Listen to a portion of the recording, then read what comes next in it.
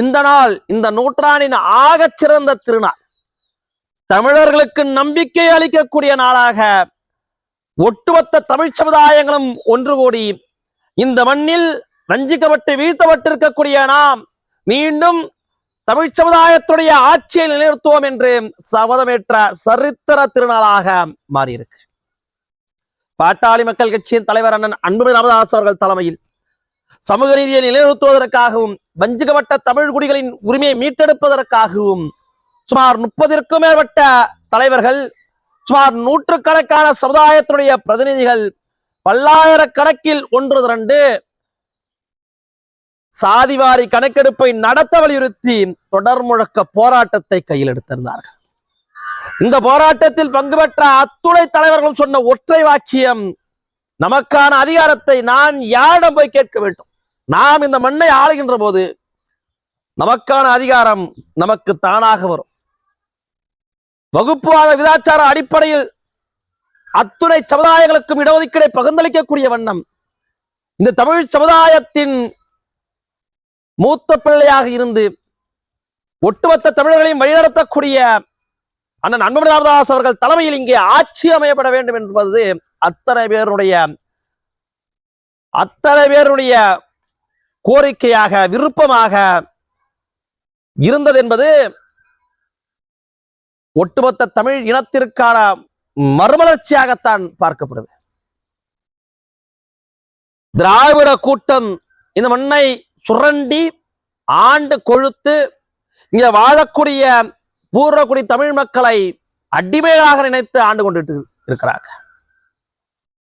ஆங்கிலேயர்களிடம் அடிமைப்பட்டிருந்த நாம் சுதந்திர இந்தியாவில் முதல் 10 ஆண்டு காலம், 15 ஆண்டு காலம் மிட்டா மிராசுகளின் கையில் காங்கிரஸோட ஆட்சியில பிடிபட்டு இருந்தோம். இதிலிருந்து ஒரு எழுச்சி கிடைக்கும்னு மாநில சுயாட்சி, சமூக நீதினு வாய்க்கிழிய பேசின, மேடை போட்டு பேசின திமுகவை நம்பி இப்பொழுது 75 ஆண்டு காலமாக ஏமாந்துகிட்டு இருக்கிறோம். இந்த ஏமாற்றத்திற்கெல்லாம் முற்றுப்புள்ளி வைக்க ஒரு மாற்றம் இந்த மண்ணில் தேவை. அந்த மாற்றத்திற்கு அண்ணன் அன்புமணி ராமதாஸ் அவர்கள் தான் ஒரே விதை என்று இன்றைக்கு 30க்கும் மேற்பட்ட தலைவர்கள் ஒன்று கூடி இருக்கிறார்கள் என்றால் இது காலத்தின் கட்டாயம். இதே கூட்டமைப்பு தொடர வேண்டும் என்று, கூட்டணியாக உருவாக வேண்டும் என்றும் 2026 தேர்தலில் அண்ணன் அன்புமணி ராமதாஸ் அவர்கள் அரியணை அமரப்பட வேண்டும் என்று பறையர் பேரவையினுடைய தலைவர் திரு ஏர்போர்ட் மூர்த்தி அவர்கள்